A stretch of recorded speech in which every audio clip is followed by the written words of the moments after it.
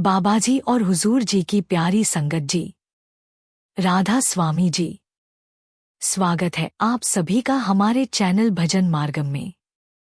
संगत जी, क्या आपने कभी इस बारे में सोचा है, जब हम रोजमर्रा के कामों में लगे होते हैं, जैसे सब्जी काटते हुए, बच्चों को सुलाते हुए या गाड़ी चलाते हुए, उस वक्त जो नाम सुमिरन करते हैं, क्या उसका भी उतना ही असर होता है जितना कि बैठकर ध्यान में किए गए सिमरन का?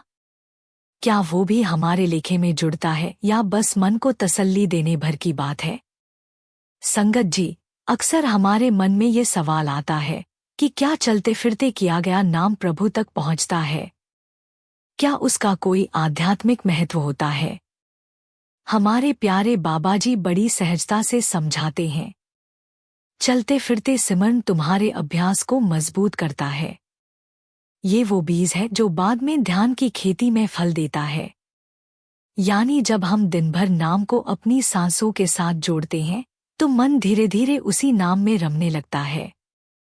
और जब हम ध्यान में बैठते हैं, तो वो नाम भीतर से स्वतः गूंजने लगता है, जैसे कोई राग जो पहले ही सीखा हुआ हो। बाबा जी अक्सर एक सुंदर बात कहते हैं, नाम सुमिरन कोई समय का मोहताज नहीं है।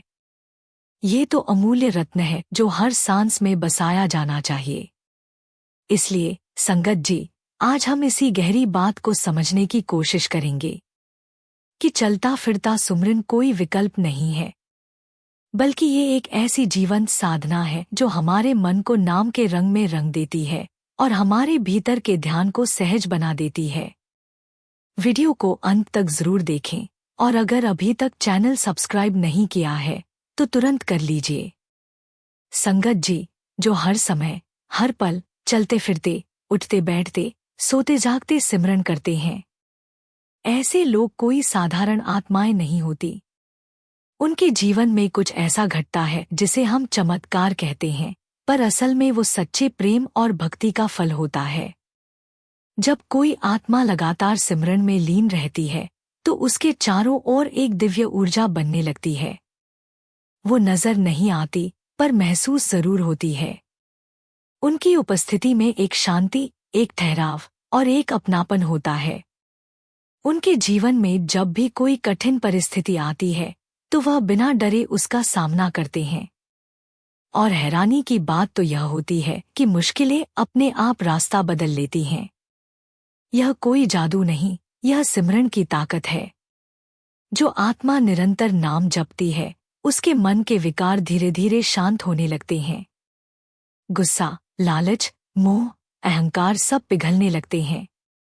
वो अंदर से हल्का महसूस करते हैं। कभी कभी ऐसा होता है कि बिना मांगे ही उनकी जरूरतें पूरी हो जाती हैं। रास्ता बंद हो तो एक नया रास्ता बन जाता है। गिरने से पहले ही कोई संभाल लेता है। यही तो है सच्चे नाम का चमत्कार। और सबसे बड़ी बात, ऐसे लोगों को खुद भी समझ नहीं आता कि ये सब कैसे हो गया। बस इतना पता होता है कि उन्होंने तो सिर्फ अपने प्यारे सद्गुरु के दिए हुए शब्दों को दिल से दोहराया और बदले में जिंदगी बदल गई। जो चलते फिरते सिमरन करते हैं, उनकी आत्मा हर वक्त सद्गुरु के चरणों में जुड़ी रहती है। उनके अंदर एक अटूट भरोसा होता है कि जो भी होगा, अच्छा ही होगा, क्योंकि मेरे सद्गुरु मेरे साथ हैं। ऐसी आत्माएं रोज खुद को संभालती नहीं, बल्कि दूसरों का सहारा बन जाती हैं। उनकी आंखों में करुणा, बातों में मिठास और दिल में सबके लिए दुआ होती है।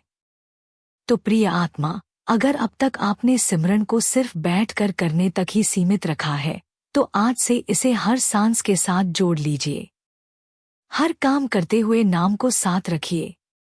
फिर देखिए कैसे आपकी दुनिया भीतर से और बाहर से बदल जाती है। क्योंकि सिमरन करने वालों के जीवन में चमत्कार नहीं होते, उनका पूरा जीवन ही एक चमत्कार बन जाता है। संगत जी, हम सब नाम सुमिरन करना चाहते हैं। हम सब यही चाहते हैं कि जब हम बैठें तो मन टिके, ध्यान लगे और नाम की गूंज भीतर हो। लेकिन अक्सर मन इधर उधर भागता है। क्यों? क्योंकि दिन भर हमने उसे कहीं और लगाया होता है और फिर अचानक बैठते समय उससे उम्मीद करते हैं कि वो प्रभु में लग जाए। इसीलिए बाबा जी हमेशा हमें समझाते हैं कि नाम केवल बैठकर करने की चीज नहीं है। नाम तो जीवन बनाना है। जब हम चलते फिरते, खाते पीते, उठते बैठते यानी रोजमर्रा के हर काम के साथ नाम लेते हैं तो हमारा मन नाम से जुड़ने लगता है। जैसे कोई इंसान बार बार सामने आता है तो दिल में उसकी जगह बनती है, वैसे ही जब बार बार नाम आता है तो धीरे धीरे मन उस नाम से प्रेम करने लगता है। यही प्रेम, यही लगाव बैठकर किए गए सुमिरन को गहरा बनाता है। अब जब हम बैठते हैं तो मन पहले से ही तैयार होता है। वो बाहर की दुनिया से उकता चुका होता है और अंदर जाने को आतुर रहता है। बाबा जी एक सुंदर बात कहते हैं, दिन भर में किया गया नाम रात को बैठकर तुम्हारा साथ देता है। जब दिन भर की सांसों में नाम बसा होता है तो रात को जब आंखें बंद करते हैं तो मन किसी ट्रेनिंग की तरह तुरंत अंदर उतरता है। चलते फिरते किया गया सिमरन दरअसल अभ्यास है और बैठकर किया गया सिमरन अनुभव है। दोनों एक दूसरे के पूरक हैं। जैसे कोई गायक रोज रियाज करता है तो स्टेज पर गाते समय सुर अपने आप निकलते हैं, वैसे ही जो जीव नाम का अभ्यास दिन भर करता है उसके लिए ध्यान सहज हो जाता है। संतमत में यही तो बार बार बताया गया है, सांस सांस सिमरू गोविंद, यानी नाम को अपनी सांसों में बसा लो। जब नाम सांसों के साथ बंध जाता है तो वो हमारी आदत नहीं बल्कि स्वभाव बन जाता है। अब चाहे हम झाड़ू लगा रहे हों, सब्जी काट रहे हों या बस का इंतजार कर रहे हों, हर समय हमारे अंदर एक धारा चलती रहती है, राधा स्वामी, राधा स्वामी। और यही धारा, यही प्रवाह अंत में हमारे लेखे को बनाता है। बाबा जी कहते हैं, जो नाम सांसों में उतर गया उसका पल पल प्रभु से जुड़ गया। ऐसे जीव का हर पल मालिक के नाम से रंगा होता है। ऐसे जीव के बैठकर किए गए सिमरन में कोई प्रयास नहीं लगता, क्योंकि उसका मन तो पहले से नाम से भीगा हुआ होता है। और संगत जी, सबसे बड़ी बात यह है कि जो इस प्रकार का अभ्यास करता है उसका लेखा भी सुंदर बनता है, क्योंकि वहां सिर्फ ज्ञान नहीं, सिर्फ इच्छा नहीं, बल्कि क्रिया है। क्रिया मतलब हर क्षण, हर सांस प्रभु की याद में बीत रही है। संगत जी, जब हम हर समय नाम को साथ लेकर चलते हैं तो एक दिन वही नाम हमारी अंदर की यात्रा बन जाता है। फिर बैठकर किया गया सिमरन सिर्फ जबान का खेल नहीं रहता, वह एक एहसास, एक प्रेम, एक भीतर की पुकार बन जाता है। संगत जी, चलते फिरते किया गया सुमिरन हमारे जीवन में गहराई से रंग भर देता है, क्योंकि उसी पल हम अपने सद्गुरु से एक मधुर और जीवंत रिश्ता जोड़ रहे होते हैं। संगत जी, गुरु के साथ जो हमारा रिश्ता है वही एकमात्र सच्चा और स्थायी रिश्ता है। बाकी सब रिश्ते तो केवल हिसाब किताब के हैं, किसी लेनदेन में बंधे हुए। इसलिए जो भी पल हमारे जीवन का गुरु की याद में बीते वही पल वास्तव में सफल और फलदायक होते हैं। गुरु को याद करने के लिए कोई एक खास समय तय नहीं है। हाँ, सुबह उठकर भजन सिमरन और अभ्यास जरूर करना चाहिए, लेकिन गुरु की याद तो हर समय, हर क्षण दिल में होनी चाहिए। भजन सिमरन भी तभी सार्थक होता है जब हम दिन रात चलते फिरते, काम करते, खाना बनाते और खाते हुए भी गुरु की याद में रहें। बिना मतलब की बातों में समय गंवाने की बजाय गुरु के ध्यान में डूबे रहना चाहिए। बाबा जयमल सिंह जी महाराज ने बड़े महाराज जी, बाबा सावन सिंह जी, को एक पत्र में लिखा था। जब वे फौज की नौकरी में थे, उन्होंने दिनचर्या को लेकर यह मार्गदर्शन दिया था कि सारा दिन एक वीर योद्धा की तरह पूरी निष्ठा से अपना काम करना चाहिए। यह सोचकर नहीं कि हम पैसे के लिए काम कर रहे हैं, बल्कि यह भाव होना चाहिए कि हम गुरु के हुक्म से सेवा कर रहे हैं। जब हम अपना हर कार्य गुरु की आज्ञा मानकर करते हैं, न कि सिर्फ तनख्वाह के लिए, तो वही काम भी एक प्रकार का अभ्यास बन जाता है। बड़े महाराज जी ने यही कहा था कि यदि एक सिख अपना रोज का काम भी गुरु के आदेश रूप में माने, तो वह समय भी आत्मिक साधना के बराबर माना जाएगा। इसलिए दिन भर जो भी काम किया जाए उसे सेवा की भावना और गुरु के आदेश समझकर करना चाहिए। शाम को जब घर लौटें तो बेकार की बातचीत या दुनियावी गपशप में समय न गंवाएं, बल्कि अगर हो सके तो कोई आत्मिक पुस्तक, ग्रंथ या पोथी पढ़ें। ऐसी बातें करें जिनसे गुरु का स्मरण हो और उनके दर्शन की लगन जागे। रात को सबको नमस्कार करके अपने कमरे में या एकांत में बैठकर गुरु को याद करें। हृदय से शुक्रिया करें। धन्य हो सद्गुरु, तुम्हारे आशीर्वाद से दिन बहुत अच्छा बीता। तुम्हारी याद मेरे साथ रही और जो भी किया तुम्हारे हुक्म से करने की कोशिश की। इसके बाद भजन सिमरन में बैठें। सोने से पहले थोड़ी देर, चाहे 15 मिनट, आधा घंटा या जितना थकावट के अनुसार हो, भजन में बैठना चाहिए, सिमरन करना चाहिए और शब्द को सुनते हुए धीरे धीरे नींद की ओर जाना चाहिए। सुबह तड़के लगभग 3 या 4 बजे उठकर अभ्यास की शुरुआत करनी चाहिए। इस समय का अभ्यास सबसे प्रभावशाली होता है क्योंकि चारों ओर शांति होती है, दुनिया सो रही होती है।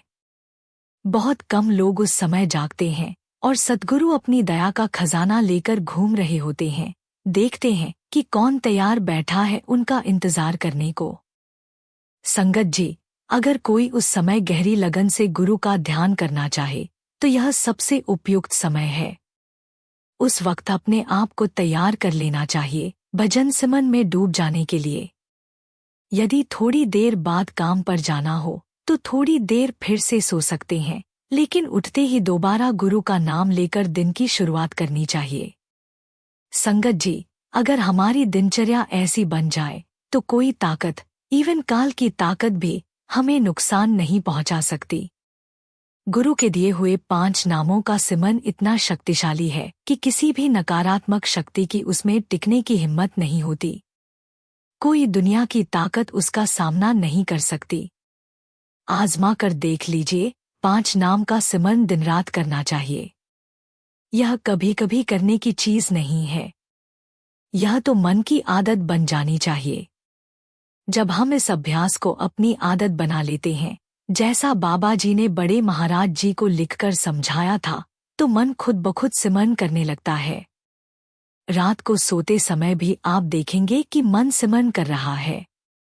अगर नींद में कभी आपकी आंख खुल जाए तो आप पाएंगे कि मन उसी समय भी सिमरन में लगा है। एक बार एक सत्संगी बड़े महाराज जी के पास गया और कहा, भजन करना, सिमरन करना बहुत कठिन लगता है, मन में बहुत से ख्याल आ जाते हैं। तो वे मुस्कुराए और बोले, बेटा, तुम क्यों खुद भजन करते हो? अपने मन से करवाओ। उनकी यह बात बहुत गहरी थी। पहली बार तो समझ नहीं आई, लेकिन धीरे धीरे इसका मतलब खुला। असल सिमरन वही है जो हम अपने अंदर बैठे बैठे खुद न करें, बल्कि अपने मन से करवाएं। और हम स्वयं बस चुपचाप उसे सुने, मन को सिमरन करता हुआ। संगत जी, अगर आपने कभी ध्यान दिया हो तो मन हमेशा आपके भीतर बोलता ही रहता है। चाहे आप जागे हों, सोए हों, आंख बंद की हो या खुली, मन हर समय विचारों की धारा में चलता रहता है। यही मन की भाषा है और हम अक्सर इसे अपनी भाषा समझ लेते हैं।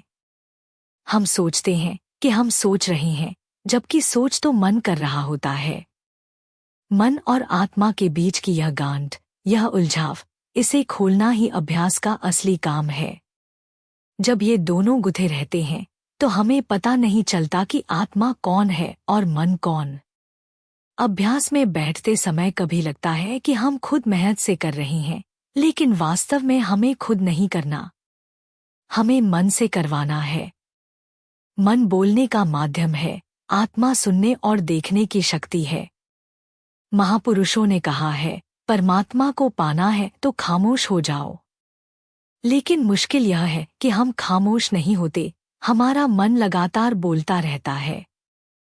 हम वही समझते हैं कि हम बोल रहे हैं, जबकि वह मन होता है। संगत जी, इसलिए जब आप सुबह अभ्यास में बैठें तो अपने आसन पर ध्यान से बैठें। तीसरे नेत्र के पीछे, आंखों के पीछे की जगह पर। और वहां बैठकर मन को सिमरन करता हुआ सुने। वही मन जो बातें बनाता है, दलीलें देता है, विचार पैदा करता है। उसी मन से सिमरन करवाएं और आप केवल सुनते रहें। यही है अभ्यास की गहराई।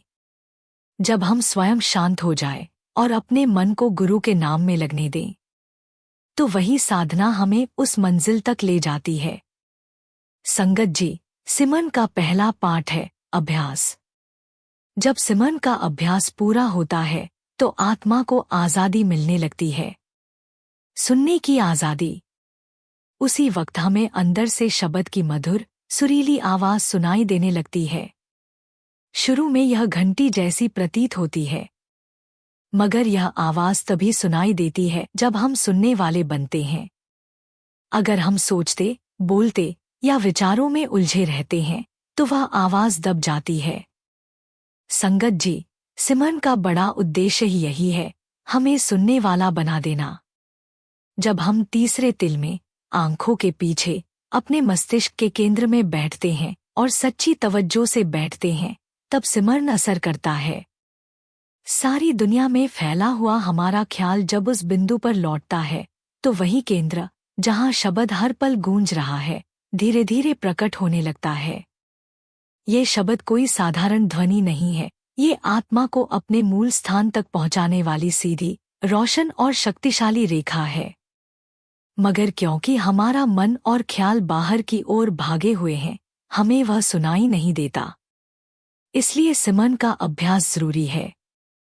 संगत जी, यह अभ्यास हमें बाहरमुखी से अंतर्मुखी बनाता है, और जब हम भीतर की ओर रुख करते हैं तब दयालु परमात्मा अपनी सारी रहमत से हमें भर देता है। महापुरुष कहते हैं, तीसरे तिल पर बैठो और ध्यान से उस शब्द को सुनो। ध्यान से सिमरन करो। लेकिन मन बहुत चालाक है। अगर आप तय करें कि आज तो आधा घंटा भजन में बैठूंगा, मन कहेगा, ठीक है, ले लो आधा घंटा मेरे हिस्से से, बाकी समय तो मेरा ही है। और अगर आप तय करें कि नहीं, आज तो 2 घंटे बैठना है, तब देखो मन कैसे लड़ाई करेगा। पहले ही मिनट से आपको भटकाने लगेगा। आज थक गए हो, आज नहीं कर सकते, कल से शुरू करेंगे। मन दलीलें देता है, बहाने बनाता है और अभ्यास से हटाने की हर चाल चलता है। संगत जी, आपको इन दलीलों को रोककर अपने ध्यान को फिर से तीसरे तिल पर ले जाकर वहीं टिकाना है। जब आप मन को सिमरन सिखाते हैं तो एक आवाज उठती है, आपकी नहीं, मन की आवाज। वो वही आवाज है जिससे आप सिमरन बोलते हो, और यही आवाज आपको सच्चे ध्यान की ओर ले जा सकती है। संगत जी, सिमरन को कभी जल्दी मत बोलो। यह कोई घास काटने का काम नहीं है कि जल्दी जल्दी करके उठ जाओ। हर शब्द को धीरे धीरे, पूरे ध्यान से अलग अलग बोलो। 5 नामों को ऐसे बोलो कि हर एक लफ्ज पर ध्यान टिके। जैसे जैसे आप गहराई से सुनते जाओगे, तवज्जो बढ़ती जाएगी। तब वो शब्द जो भीतर बज रहा है, सुनाई देने लगता है। मन चुप होने लगता है और आत्मा परमात्मा की ओर चल पड़ती है। संगत जी, अब जो साधक कई वर्षों से अभ्यास कर रहे हैं, उनका एक अनमोल अनुभव है जिसे नए साधक अपना सकते हैं। वो कहते हैं, जब हम सिमरन करते हैं, बार बार 5 नामों का स्मरण करते हैं, तो लगता है कि हमारी जुबान उन्हें रूटीन की तरह आदत में बोल रही है। लेकिन उसी वक्त मन के अंदर से एक और आवाज उठती है, कब तक बैठना है, कितना समय हो गया, अब उठें क्या, कहीं जल्दी जल्दी तो नहीं बोल रहे। सोचे, यह दूसरी आवाज कौन है? वो भी मन ही है। जब हम मन को सिमरन में लगाते हैं तो उसकी चालाकी शुरू हो जाती है। वो चाहता है कि हम सिर्फ जुबान से सिमरन करें और मन को आजाद छोड़ दें, ताकि वह फिर बाहर की ओर भाग सके। अक्सर ऐसा होता है कि हम सिमरन तो कर रहे होते हैं, लेकिन ध्यान कहीं और होता है। जुबान पर नाम चल रहा होता है, लेकिन मन विचारों में खोया होता है। हमें लगता है कि हम सिमरन कर रहे हैं, पर असल में सिमरन केवल जुबान पर है, मन से नहीं। संगत जी, सच्चा सिमरन मन से होता है, सिर्फ जुबान से नहीं। और जब मन दूसरी आवाज में बोलना शुरू कर दे, तो पहली आवाज को बंद मत करो, उस दूसरी आवाज को भी सिमरन में शामिल कर लो। जब सिमरन करते करते भीतर कोई और आवाज सुनाई दे, चाहे वो डर हो, सवाल हो या कोई विचार, उसे भी सिमरन में जोड़ लो। दोनों आवाजों को सिमरन में समर्पित कर दो। अगर तीसरी आवाज भी उठे, उसे भी जोड़ लो, कोई रोक-टोक मत रखो। हर आवाज को सिमरन में लगाओ। जब आप ऐसा अभ्यास करते हो, तो मन किसी की शक्ल दिखा देता है। कभी बच्चा, कभी पत्नी, पति, मित्र, काम, दुकान, ग्राहक। संगत जी, यह सब इसलिए होता है ताकि आपकी तवज्जो फिर बाहर की ओर लौट जाए। पर अब लड़ाई नहीं करनी। जिसकी भी शक्ल आए, जो भी याद आए, सबको सिमरन में लगाओ। जो भी भीतर उठे, उसे रोकना नहीं, उसे सिमरन की ओर मोड़ दो। जब आप इस तरह हर उठती आवाज और हर दृश्य को सिमरन में लगाते हो, तब एक समय ऐसा आता है जब लगता है कि पूरी दुनिया सिमरन कर रही है, और वो सारा सिमरन आपके सिर के भीतर गूंज रहा है। धीरे धीरे जब मन की सब चालें विफल हो जाती हैं और आपकी सारी तवज्जो सिमरन में टिक जाती है, तब भीतर से शब्द की नकार सुनाई देने लगती है। संगत जी, यह एक बहुत बारीक बात है।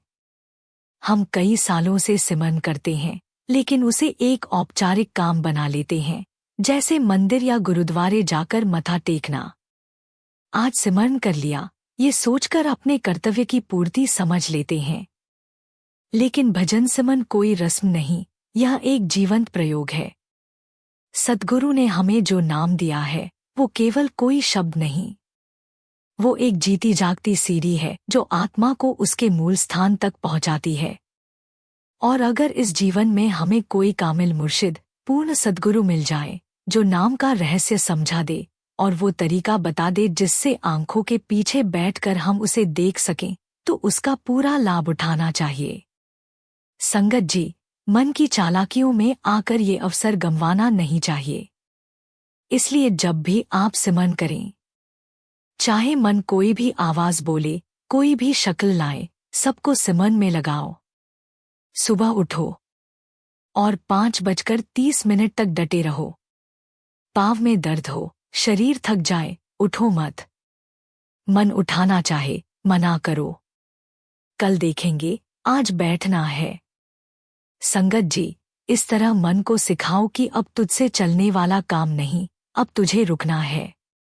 जब मन इस अभ्यास में स्थिर हो जाता है, तब अंदर से शब्द की आवाज प्रकट होती है। और जब वो शब्द सुनाई देने लगे, तब सिमरन छोड़ सकते हो, क्योंकि अब वो शब्द ही तुम्हें ऊपर उठाएगा। सिमरन का अभ्यास इसलिए है कि हम उस शब्द को पकड़ सकें। वो शब्द जिससे सारा संसार बना, जिससे आत्मा में चेतना है, जिसके जरिए हम सोचते, देखते, बोलते और जीते हैं। शब्द केवल कोई साधारण आवाज नहीं, शब्द ही जीवन की जड़ है। जिस दिन शब्द को पकड़ लिया, उस दिन संसार की हर परछाई मिट जाएगी। संगत जी, इसलिए अभ्यास करते रहो। धीरे धीरे स्थिर होकर मन की हर आवाज को सिमरन में शामिल करके, और एक दिन वो दिव्य नकार, वो अनहद शब्द खुद ब खुद सुनाई देने लगेगा। संगत जी, कभी आपने सुना है ऐसी आवाज, जैसे कोई रेलगाड़ी पुल पर से गुजर रही हो, जैसे आसमान में बादल गरज रहे हों, तूफान से पहले की चेतावनी हो। कभी कभी लगता है जैसे कोई इंजन चल रहा हो और अचानक बंद हो जाए। बड़े कमरे में जब ये आवाजें आती हैं, तो सिर्फ शश की हल्की सी ध्वनि बच जाती है। जैसे कोई चिड़िया दूर से बोल रही हो, नन्ही, मीठी, धीमी आवाज, या जैसे कोई दूर बैठा व्यक्ति कुछ कह रहा हो। ये छोटी छोटी आवाजें बहुत पहले से आती हैं, पर हम ध्यान नहीं देते। पर जब हम सिमरन करते हैं, ध्यान में बैठते हैं, तो ये आवाजें खुद ब खुद सुनाई देने लगती हैं। जब ये आवाजें आएं, तो उन्हें सुनो। इन्हें सुनने से मन और आत्मा का बंधन ढीला पड़ने लगता है।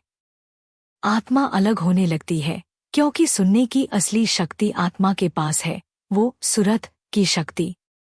जैसे ही आप सुनना शुरू करते हो, अचानक सामने प्रकाश दिखाई देता है। कभी कोई रंग, कभी कोई रोशनी की लकीर, जैसे कोई डिजाइन, कोई पैटर्न अलग अलग रंगों में आपके सामने आता है। कभी ऐसा लगता है जैसे कुछ चलकर एक तरफ से आया और दूसरी तरफ निकल गया। जब ये अनुभव होने लगे तो समझिए कि आपकी तवज्जो खिंचकर आंखों के पीछे तीसरे तिल पर आने लगी है। उसी समय मन बहुत कोशिश करता है उस नज़ारे के पीछे भागने की, पर याद रखना, हमें बाहर नहीं भागना। जो भी देखो, महसूस करो, उसी तीसरे तिल पर टिके रहो, बाहर मत जाओ। संगत जी, एक बार एक मेरे मित्र ने कहा, वह वर्षों से नामधारी था, भजन करता था, मांस मछली नहीं खाता, शराब नहीं पीता, पूरी मर्यादा में था। फिर भी कहने लगा, मुझे अंदर कुछ दिखाई नहीं देता। बातचीत में पता चला कि जब भी कोई नज़ारा उसे दिखता, वह बाहर भाग जाता था और वहां जाकर बैठकर भजन करता था। मुझे हैरानी हुई। फिर मैंने कुछ और लोगों से पूछा, आप भजन करते हो तो कहाँ बैठते हो? किसी ने कहा, कमरे के कोने में। किसी ने कहा, छोटे गद्दे पर। किसी को पाँव में दर्द था, वह कुर्सी पर बैठता था। किसी ने घर में मंदिर या गुरुद्वारा बना रखा था। पर जब सबने कहा कि वे बाहर बैठते हैं, कुर्सी, गद्दा, कमरा, तब मुझे आश्चर्य हुआ। अगर हम आंखें बंद करके केवल कमरे में बैठे हैं तो ध्यान कहाँ जाएगा? उसी कमरे में रहेगा। हमारा ध्यान कहेगा, यहाँ दीवार है, वहाँ दरवाजा है, ऊपर छत है, नीचे फर्श है। 2 घंटे भी बैठे रहो पर भीतर कुछ नहीं होगा। भजन कैसे बन पाएगा? ध्यान अंदर कैसे जाएगा? पर्दा कैसे खुलेगा? तब मैंने पूछा, क्या आपके पास कोई संतमत की पोथी है? किसी ने स्पिरिचुअल जेम्स नाम की अंग्रेजी पुस्तक दिखाई, जिसमें बड़े महाराज जी की चिट्ठियां थीं। मैंने पेंसिल से निशान लगाने शुरू किए जहां महाराज जी ने बार बार लिखा था। भजन और सिमरन तब तक शुरू नहीं हो सकता जब तक आपकी तवज्जो आंखों के पीछे तीसरे तिल पर न हो। 5 मिनट में 16 बार ये हुक्म निकला। हम बाहर मुखी होकर बैठते हैं और सोचते हैं भीतर जा रहे हैं। संगत जी, महाराज जी ने समझाया था कि भजन सिमरन ख्याल से करना होता है। उन्होंने मिसाल दी, अपनी उंगली ऊपर उठाकर बोले, इस उंगली के ऊपर मैं ख्याल से बैठ सकता हूँ, कोई वजन नहीं पड़ेगा। ख्याल से आप कहीं भी जा सकते हो, अपने घर में, किसी शहर में या इसी उंगली के ऊपर। उसी तरह ख्याल से अपने सिर के अंदर, आंखों के पीछे बैठो, वहीं से भजन शुरू करो। ये सूक्ष्म अभ्यास है, कोई शरीर का जोर नहीं। संगत जी, लेकिन हम भूल गए इस छोटे से बिंदु को, बस आंखें बंद कर भजन शुरू कर देते हैं, जैसे मंदिर मस्जिद में सिर झुका देते थे। पर संतमत कोई रस्म नहीं, ये प्रैक्टिकल अनुभव है। यही, इसी जीवन में पर्दा खोलने की साधना है। पर जब तक अंदर नहीं जाओगे, पर्दा कैसे खुलेगा? संगत जी, इसलिए अगर भजन सिमरन को सही अर्थों में शुरू करना है, तो पहले ख्याल को तीसरे तिल पर टिकाना सीखो। सबसे पहले अपनी आंखें बंद करो और अपने आप को महसूस करो। ऐसे महसूस करो जैसे तुम अपने मस्तक के पीछे, आंखों के पीछे बैठे हो। हमारी आंखें जब खुलती हैं, तो ये बाहर की दुनिया देखती हैं। लेकिन अगर हम आंखें बंद कर भी लें और ध्यान बाहर ही रहे, तो असल में हम अंदर नहीं आए। संगत जी, इसलिए जरूरी है कि हम अपनी चेतना को आंखों के पीछे बैठा हुआ महसूस करें। जैसे हम ख्याल से अपनी उंगली पर बैठ सकते हैं, वैसे ही अब हमें ख्याल से आंखों के पीछे बैठना है। संगत जी, ये शरीर ही असली मंदिर है। यही असली गुरुद्वारा है। बाहर जो मंदिर, मस्जिद, गुरुद्वारे बने हैं, वो इस शरीर की ही नकल हैं। असल इबादत का स्थान हमारा अपना शरीर है। यही असली स्थान है जहां हमें बैठना है, देखना है, महसूस करना है। अब सोचो कि ये शरीर एक मकान है। आंखें बंद करके ऐसा महसूस करो कि तुम इस मकान के भीतर बैठे हो, बिना कोई हरकत किए। जैसे कोई भूकंप में मकान हिले तो डर लगता है, वैसे ही अगर ध्यान के समय शरीर हिले तो तवज्जो बिखर जाती है। इसलिए ध्यान के समय अपने शरीर को ऐसे स्थिर बिठाओ जैसे कोई मजबूत मकान हो, मजबूत दीवारें, लोहे और सीमेंट से बना फर्श। फिर उस पक्के फर्श पर आंखों के पीछे बैठो। नीचे मत गिरो, क्योंकि जैसे ही तवज्जो नीचे जाती है वैसे ही हमें नींद आने लगती है। तुम देखोगे, जब भजन करते हुए ध्यान नीचे गिरता है तो नींद आने लगती है। तो ध्यान ऊपर बनाए रखो, उस फर्श पर बैठे रहो। अब देखो, तुम्हारे इस शरीर रूपी मंदिर में कितनी अनोखी बनावट है। ऊपर एक गोल सा गुंबद, दोनों ओर दीवारें, बाहर कान, नीचे नाक और मुंह। सब कुछ तो नीचे की ओर है और हम इस सब के ऊपर बैठे हैं। संगत जी, यहीं बैठकर सिमरन शुरू करना है। और जब तुम इस प्रकार ध्यान से बैठे हो तो कमरे, दीवार, दुनिया सब पीछे छूट जाते हैं। तुम अपने ही अंदर चले जाते हो। ये जो तरीका है, ये बहुत कम लोगों को पता है। ये कोई किताब में पढ़ने वाली बात नहीं है। ये जिंदा गुरु से ही जाना जा सकता है। और कितने भाग्यशाली हैं हम कि हमें जिंदा सद्गुरु मिले। अब जब तुम इस ध्यान की प्रक्रिया को रोज अनुभव के रूप में अपनाते हो, जैसे कोई विज्ञान की प्रक्रिया हो, तो रोज इसका कोई न कोई असर जरूर दिखेगा। संगत जी, ये कोई अंधविश्वास नहीं है, ये जिंदा अनुभव है। हर दिन कुछ नया जानने को मिलेगा। मन जो अब लड़ रहा है वही कल तुम्हारा साथी बन जाएगा। अभी वो लड़ता है क्योंकि उसे अंदर का आनंद नहीं मिला, लेकिन जब मन को अंदर की मिठास मिलने लगेगी तब वही मन तुम्हारे साथ बैठेगा। संगत जी, जब अंदर का नज़ारा अच्छा लगने लगे, अंदर की रोशनी, अंदर के रंग, तब मन भागेगा नहीं, रुकेगा। तब तवज्जो भी हाथ पैर से खिंचकर आंखों के पीछे इकट्ठी हो जाएगी। और फिर वो समय आएगा जब तुम्हें ये भी पता नहीं चलेगा कि तुम्हारे हाथ कहाँ रखे हैं, गोद में है या जमीन पर। कई बार आंखें खोल के देखना पड़ता है कि हाथ हैं भी या नहीं, क्योंकि तवज्जो उनसे हट चुकी होती है। जब तवज्जो शरीर से निकलकर ऊपर जाती है तो लगता है जैसे हम हवा में हैं। शरीर हल्का लगने लगता है, जैसे उड़ रहे हों। और संगत जी, जब तवज्जो यहाँ टिक जाती है तो सूक्ष्म शरीर के साथ तुम चल सकते हो, घूम सकते हो और यहाँ तक कि अपने ही स्थूल शरीर को बैठे देख सकते हो।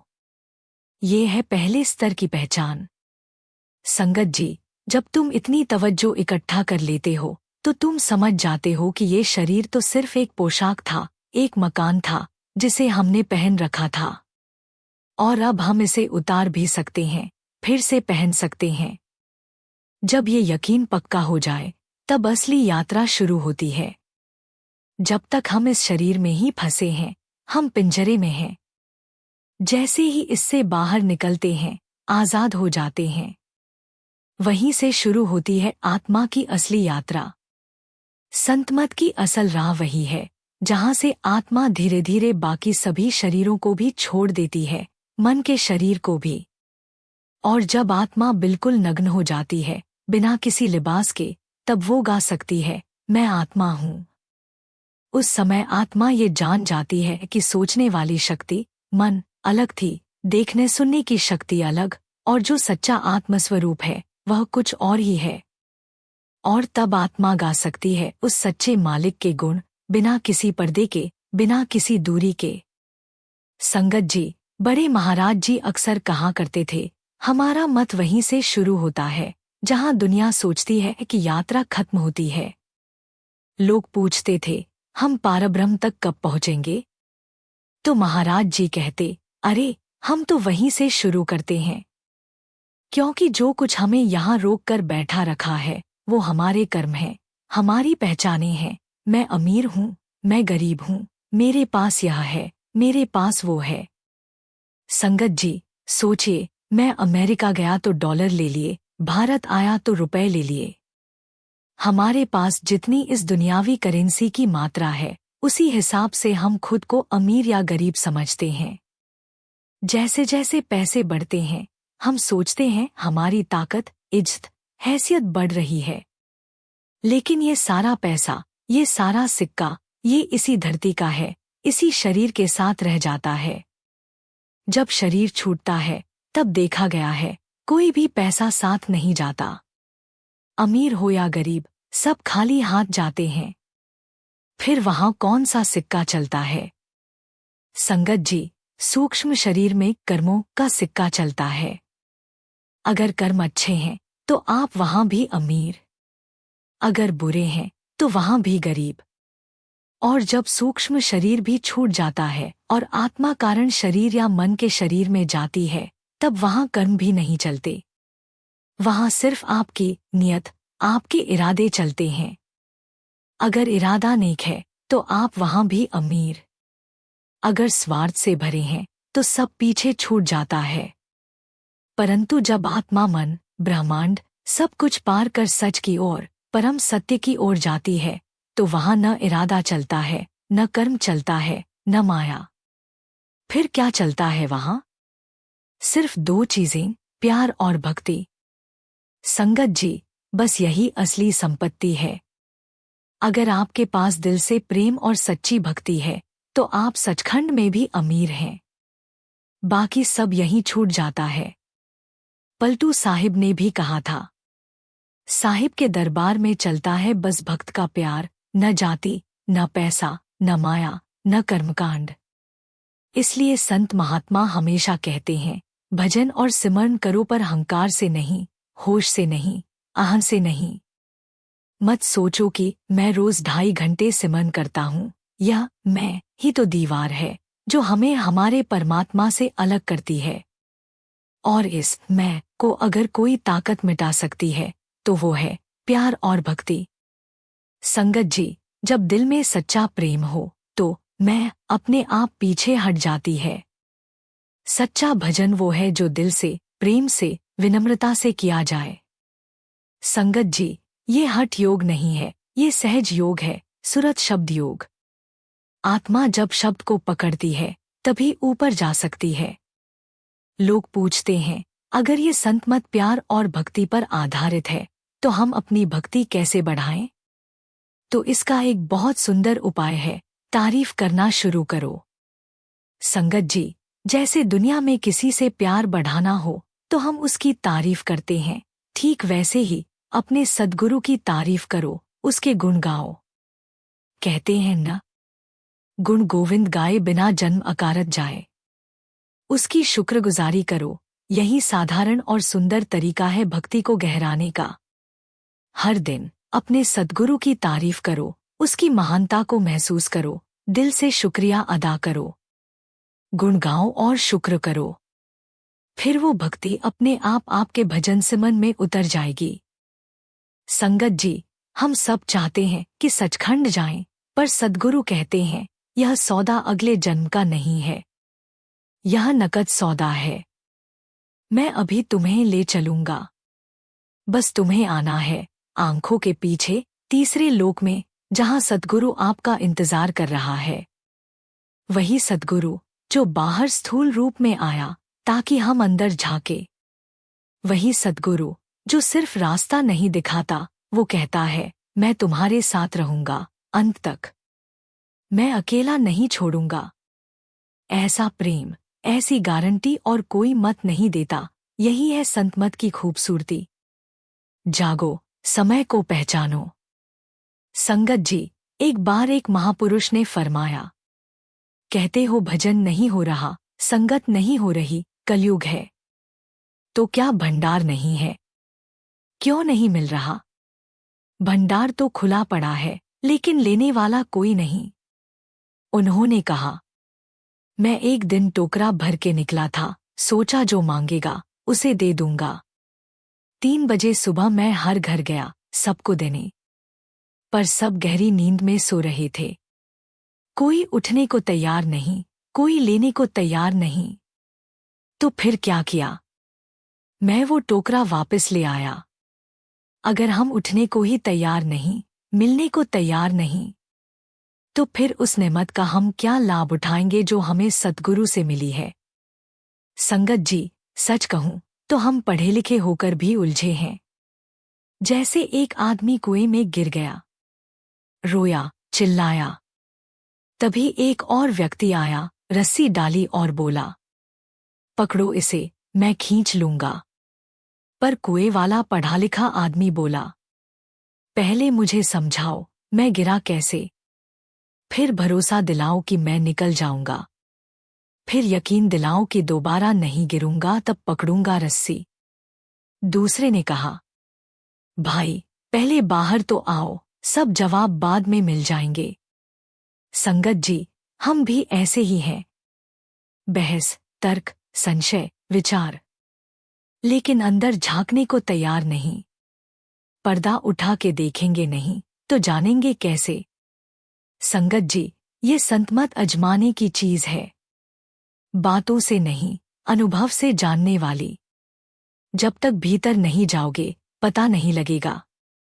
संगत जी, आजकल संतों के दर्शन भी दुर्लभ हो गए हैं। कितनी निगाहों से कर्म बदल जाते हैं, पर हम समझते नहीं। एक बार नारद मुनि को भी यही प्रश्न हुआ, संतों के दर्शन से क्या लाभ होता है? ब्रह्मा जी ने कहा, जाओ, एक गांव में तालाब है, उसमें एक सांप है, उससे पूछो। नारद जी पहुंचे, प्रश्न किया, सांप ने सिर झुकाया और मर गया। फिर ब्रह्मा जी ने कहा, अब दूसरे गांव जाओ, वहां एक सुनार के घर में तोता है, उससे पूछो। नारद जी गए, तोते से पूछा, तोता भी सिर झुकाकर मर गया। अब ब्रह्मा जी ने कहा, अब तीसरे गांव जाओ, वहां एक राजा की रानी को पुत्र हुआ है, उससे पूछो। नारद जी वहां पहुंचे, राजा ने स्वागत किया। बालक को अलग ले जाकर नारद जी ने वही सवाल दोहराया। बालक मुस्कराया और बोला, नारद मुनि, मैं वही सांप था, वही तोता भी। आपके पहले दर्शन से मेरी योनि बदली, दूसरे दर्शन से मनुष्य जन्म मिला। आप तो ऋषि हैं, आपके दर्शन से इतना लाभ मिला, तो संतों के दर्शन से कितनी गुना ज्यादा मिल सकता है। हमें अंदाजा नहीं है कि संतों की संगत, उनके दर्शन, उनकी दृष्टि हमारे कितने कर्म काट देती है। जो जीवन रुका होता है वो चलने लगता है, जो अधूरा होता है वो पूर्ण होने लगता है। संगत जी, एक दृष्टि और सब कुछ बदल सकता है। महात्मा कहते हैं, आधे घंटे की संगत सारी उम्र की कमाई से भारी होती है। तो जब ये मौका मिला है, सतगुरु से नाम, दर्शन, संगत, तो उसका भरपूर लाभ उठाओ। दर्शन करो, उनकी दृष्टि लो और अपने जीवन को उस राह पर लगाओ। ये जीवन मिला है, यूं ही गंवाने को नहीं। इसे समर्पित करो उस शरण में जहां से मिलती है असली रोशनी। तन, मन और धन, गुरु को समर्पण का असल अर्थ। एक महात्मा ने कहा है, अगर तुम सच्चे दिल से शरण में आ जाओ तो तुम्हारे सारे काम पूरे हो जाएंगे। शरण का मतलब सिर्फ बाहरी रूप से झुकना नहीं होता, इसका असली अर्थ है सेवा। और सेवा के भी 3 रूप होते हैं, तन की सेवा, मन की सेवा और धन की सेवा। पुराने समय में एक राजा जनक हुआ करते थे। उन्हें गहरा ज्ञान पाने की इच्छा थी। वे जानना चाहते थे कि मैं इस धरती पर क्यों आया हूं, मेरा असली उद्देश्य क्या है। उन्होंने अपने वजीर से कहा, मुझे ऐसा गुरु चाहिए जो मुझे असली ज्ञान दे सके। वजीर ने सुझाव दिया, महाराज, हिंदुस्तान में तो बहुत साधु संत हैं, आप एक यज्ञ, हवन करिए और सबको बुलाइए, कोई ना कोई तो ज्ञान की बात करेगा। राजा जनक ने एक बड़ा यज्ञ करवाया, देश विदेश से साधु संत बुलवाए। लेकिन उन्होंने भेष बदल लिया और साधुओं के बीच आम व्यक्ति की तरह घूमने लगे, इस उम्मीद में कि किसी की बात से असली ज्ञान मिल जाएगा। लेकिन जब उन्होंने साधुओं की बातचीत सुनी तो वे दुखी हो गए। वे आपस में सिर्फ शास्त्रों की बहस कर रहे थे। मैंने ज्यादा पढ़ा है, मैं तुमसे अधिक जानता हूँ, ये सब घमंड और अहंकार से भरे हुए थे। कोई भी सच्चा ज्ञान साझा नहीं कर रहा था। राजा जनक निराश होकर महल लौट गए और वजीर से कहा, इनसे ज्ञान नहीं मिलेगा। वजीर ने कहा, एक दिन में तो कुछ नहीं मिलेगा। 7 दिन का हवन करिए और अच्छा खाना बनवाइए, सबको फिर से बुलाइए। राजा ने वैसा ही किया। फिर से भेष बदलकर साधुओं के बीच घूमने लगे। लेकिन इस बार भी वही हाल था, शब्दों की बाजीगरी, कोई सच्ची बात नहीं। राजा और दुखी हो गए। वजीर ने कहा, अगर असली ज्ञान चाहिए तो किसी यज्ञ से नहीं मिलेगा। वह ज्ञान एक पूर्ण संत से ही मिलेगा। उन्होंने बताया, दरिया के किनारे एक असाधारण संत है, अष्टावक्र। उनका शरीर थोड़ा टेढ़ा मेढ़ा है, लेकिन उनकी आंखों में अद्भुत चमक है। राजा जनक सीधे उनके पास पहुंचे और कहा, महाराज, मैं राजा नहीं, एक भिखारी बनकर आया हूं। मुझे असली ज्ञान दीजिए। अष्टावक्र मुस्कराए और बोले, कल तुम्हारे महल आऊंगा। अगले दिन राजा ने दरबार में सबको बुलाया और अष्टावक्र के लिए एक सिंहासन भी रखा। जब अष्टावक्र अपने शिष्यों के साथ पहुंचे, लोग उन्हें देखकर हंसने लगे। ये कैसा गुरु है, शरीर टेढ़ा है, कोई ज्ञान देगा? अष्टावक्र ने राजा से पूछा, जनक, आज दरबार में चमड़े का क्या मूल्य है? राजा ने कहा, महाराज, ये तो राजाओं रानियों का दरबार है, चमड़े की क्या बात? अष्टावक्र बोले, मुझे लगा शायद चर्मकारों की सभा है, क्योंकि सब शरीर देख रहे हैं, आत्मा को नहीं। लोग चुप हो गए। फिर अष्टावक्र ने राजा से पूछा, तुम किस तरह का ज्ञान चाहते हो?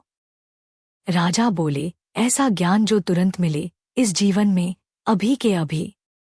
अष्टावक्र ने कहा, ऐसा ज्ञान पाना है तो कीमत देनी होगी।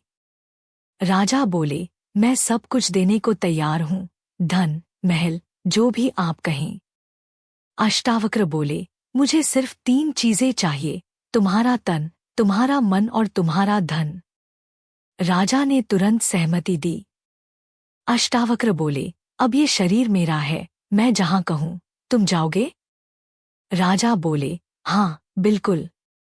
अष्टावक्र ने कहा, अपने जूते जहां उतारे थे, वहीं जाकर बैठ जाओ। राजा उठे और चल पड़े। लोग हंसने लगे, राजा पागल हो गया है। राजा के मन में विचार आया, लोग तो बस मेरे तख्तताज को देखते हैं। तभी अष्टावक्र ने जोर से आवाज लगाई, राजा, अब वो सब तुम्हारा नहीं है, तुम मुझे दे चुके हो। राजा समझ गए, उन्होंने अपने विचार भी समर्पित कर दिए। फिर अष्टावक्र बोले, राजा, क्या तुम्हें ज्ञान मिला? राजा बोले, हाँ, महाराज, मुझे सच्चा ज्ञान मिल गया। क्या देर लगी? नहीं, महाराज, बहुत जल्दी मिला। अब कोई सवाल है? नहीं। शक? बिल्कुल नहीं। अष्टावक्र बोले, अब ये जो ज्ञान तुम्हें मिला है, इसे बनाए रखना है। लेकिन याद रखो, आज के बाद इस शरीर को अपना शरीर मत समझना, ये गुरु का है। इस धन को अपना धन मत समझना, ये गुरु का है। इस मन को अपना मन मत समझना, ये गुरु का है। अगर तुम हर दिन इस भावना से इन तीनों का उपयोग करोगे तो यह ज्ञान स्थायी रहेगा। लेकिन अगर तुम दोबारा सोचने लगे कि यह मेरा है, तो फिर तुम्हें 30 साल साधना करनी पड़ेगी। यह है असली अर्थ, तन, मन, धन, गुरु को अर्पण करने का। इसका मतलब यह नहीं कि सब कुछ त्याग दो और घर छोड़ दो। मतलब है, अपने शरीर को गुरु का मानो, जहां गुरु चाहे वहां लगाओ। धन को सेवा में लगाओ, सोचकर कि यह गुरु का है। और मन को गुरु की याद में लगाओ, सोचकर कि यह मन भी गुरु का है। बस यही है असली शरण, असली सेवा और सच्चा समर्पण। तो संगत जी, इस सारी बात का सार यही है कि असली ज्ञान बाहर से नहीं, बल्कि एक पूर्ण सच्चे गुरु की शरण में जाकर उनके बताए हुए मार्ग पर तन, मन और धन को समर्पित करके ही पाया जा सकता है। जब हम अपने तन को गुरु का मानकर सेवा में लगाते हैं, अपने मन को गुरु का मानकर भजन सुमिरन में लगाते हैं और अपने धन को गुरु का समझकर सही दिशा में उपयोग करते हैं, तभी जीवन में असली शांति और ज्ञान की अनुभूति होती है। इसलिए चलते फिरते, उठते बैठते, हर हाल में सुमिरन करते रहो। यही तो हमारे जीवन का असली उद्देश्य है, हर श्वास के साथ नाम का जाप करना, क्योंकि वही हमें दुनिया की मोहमाया से ऊपर उठाकर सच्चे आनंद की ओर ले जाता है। अगर ये वीडियो आपके दिल को छू गई हो तो इसे लाइक करें, अपने साथियों के साथ शेयर करें और ऐसी ही प्यारी वीडियो के लिए हमारे चैनल को सब्सक्राइब करना न भूलें। चलते रहो सुमिरन में, जुड़े रहो गुरु चरणों में। राधा स्वामी जी।